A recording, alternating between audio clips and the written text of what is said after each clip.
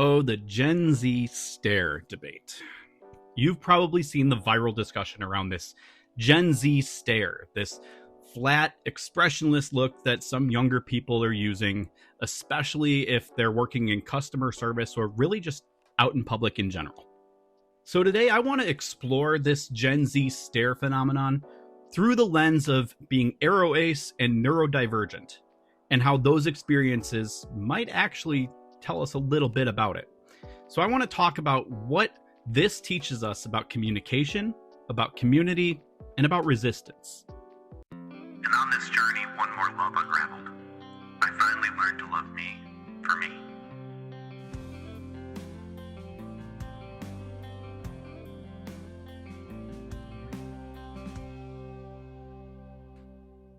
So this Gen Z stare has really been taking over my entire FYP for the last, 5-6 days now. So what exactly is this Gen Z stare that everyone is talking about? Well, I happen to follow a lot of millennial creators and a lot of Gen Z creators.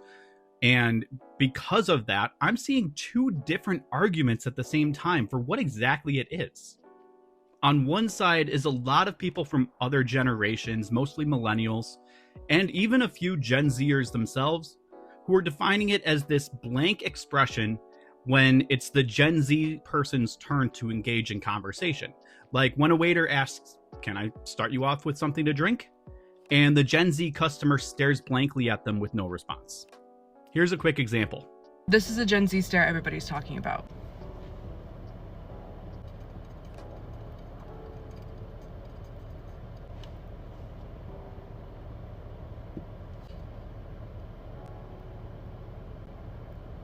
Can I order? What would you like? Can I just get like a sandwich? Like, what do your sandwiches usually come with? It depends what kind of sandwich. I was maybe thinking about like the Chipotle chicken. What does that come with? Chipotle and chicken. Yeah, is there like mayo or like lettuce or tomato, or like is it just Chipotle sauce and chicken? Yeah, it has tomato. Lettuce is extra. Okay, and for your horchata, is that like homemade or is it like a powder, like from a little package? I don't know. I can go ask. But then there's this entirely different interpretation of the situation by Gen Z, or a lot of Gen Z creators anyway, not all. But they're claiming that it's reactive to working conditions, to low pay, or to just in general towards customers for asking what they consider to be wasteful or frankly stupid questions, is what they say. Here's an example. Gen Z stare, Gen Z stare. This is an interaction I've had more times than I should have. Smoothie for Jessica. Have a great day. Thank you. Where are the straws? So is this a delay in decoding? Is it intentional? I really don't know for sure myself, but here's something I do know. As someone who's aromantic, asexual, and was diagnosed with ADHD later in life, this conversation really hits home for me. It's about the pressure to show attraction or emotion in ways that just don't fit me, or how that can lead to misunderstanding and misreading. That's what I'm getting from this. There's a lot that we can look at in this conversation from aspec experiences and neurodivergent experiences. Now, being aroace means that I experience little to no romantic or sexual attraction, but that doesn't mean that I don't feel deeply or create connections with people. But the challenge to this is that society expects us to express attraction and emotion in very specific ways, shaped by these social norms, like allonormativity, the assumption that everyone experiences attraction. There's amatonormativity, the prioritization of romantic relationships in society. And there's chrononormativity, these strict ideas about when and how relationships should develop, along with all these other expected life milestones, as they put it. And when we don't perform these expected cues, people often see us as cold, disinterested, distant, disturbed, broken. And for me, on top of being aroace, I was diagnosed with ADHD at 33 years old. That added so many more layers to this. Missing social cues, zoning out, struggling to keep pace, making me even more likely to be misread. Clearly, I'd been misread my entire life because it took me noticing it to go get a diagnosis. No one in my life understood it, that I had ADHD. So I can relate very strongly to the idea of being misread. Now, I used to teach high school, and one of the courses that I taught in high school was communication and speech. We would give speeches of different types of settings, like a best man or maid of honor type of speech, or a person of the year acceptance speech, stuff like that. But one thing that we talked about was the cycle of communication and how communication is structured. So you start with the sender, and they send the message to the receiver. The receiver decodes that message, and they apply feedback. That's how communication works. But communication is so much more than just words. It's writing, it's nonverbal, it's facial expressions, it's hand gestures. There's so many things that go into it. It can literally be as simple as how you're standing or how you're sitting in a chair. That can be communication. I want to share a story from that course, from when I taught high school speech. One of the games that we used to play sometimes was charades. We did that to explore how we communicate without words, with our tone of our body language, with our facial expressions, with our movements. And one day, a student acted out playing a tuba. Some students in the back of the room were talking, and they missed what the answer was. Now, there was a girl in the front row, and I could see that she was getting a little annoyed with all the talking going on behind her because she really wanted to play the game. Her face said all of that to me, and I did check in on her, but because she was facing forward and the others were behind her, they couldn't see her expression at all.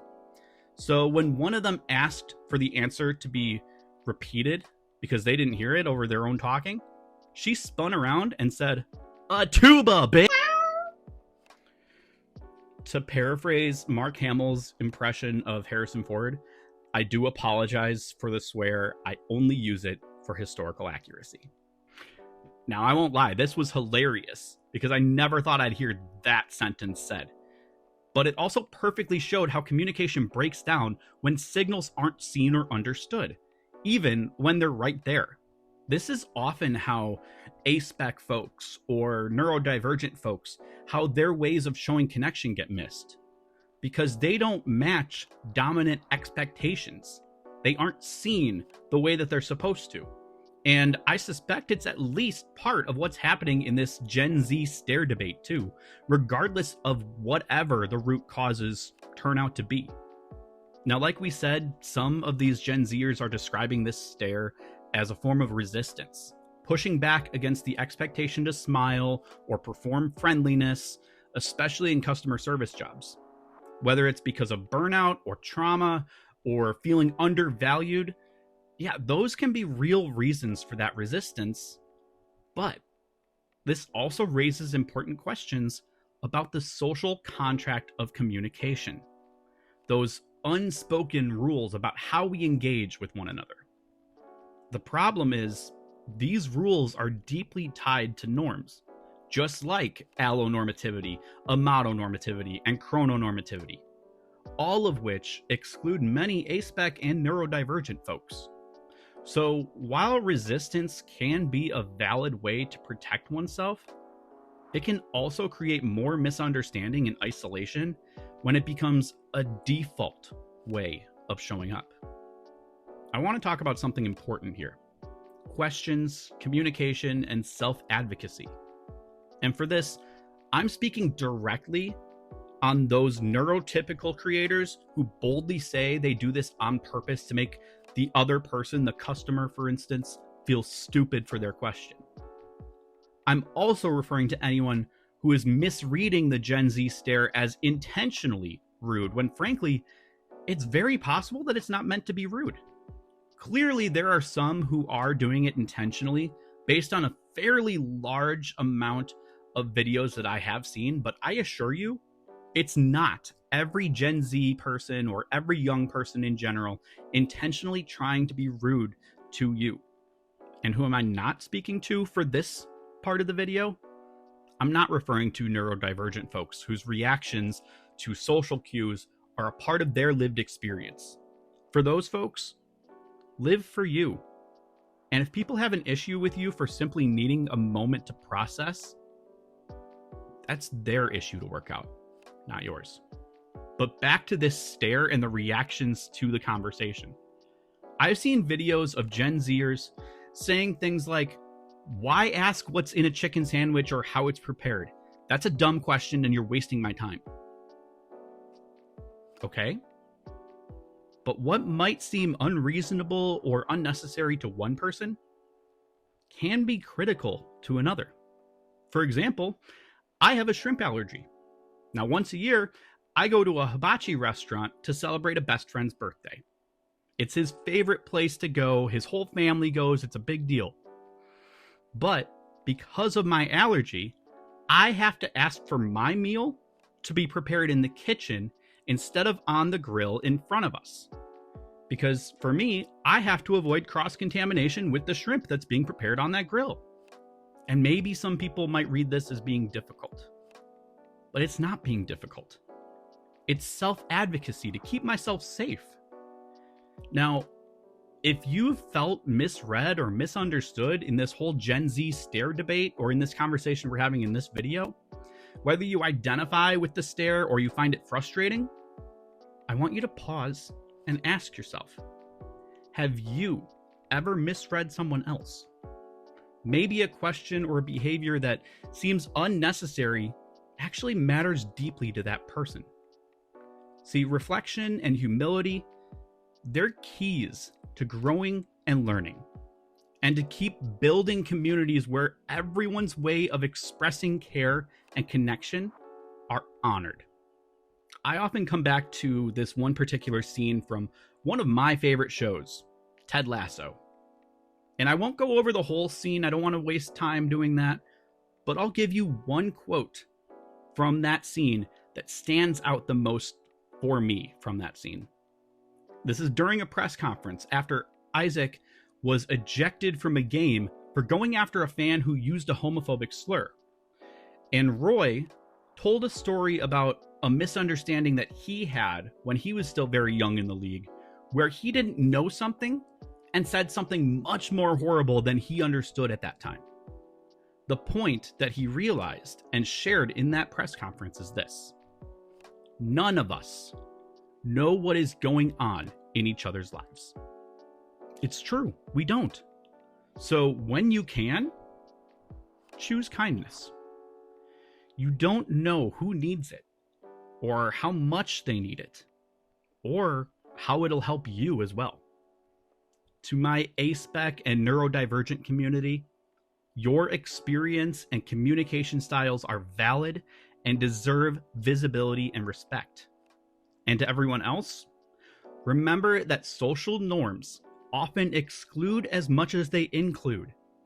Challenging allonormativity, amatonormativity, chrononormativity, even the social communication construct. They help make space for more authentic, diverse ways of connecting. Now, I'd love to hear from you. Have you been misread, or have you misread someone else because of how you or they express emotion or connection? How have you navigated that? Let me know in this video's comment prompt. And please be sure to give this video a thumbs up, share it out, and subscribe to my channel for more content like this. We're still chasing down 10,000 subscribers here, and I really appreciate every single one of you for being here. And if you'd like to help support me and my work, you can check out my aromantic, asexual, and aroace merch on my channel page, and you can also order a copy of my book, Limitless: Poetry of an Aromantic and Asexual Journey, which I'm so thrilled to say has now sold over 500 copies in the less than 5 months since its release. Now, that is an incredibly rare feat for a self-published book in general, especially a debut, and even more so in poetry. So thank you so much for all of your support.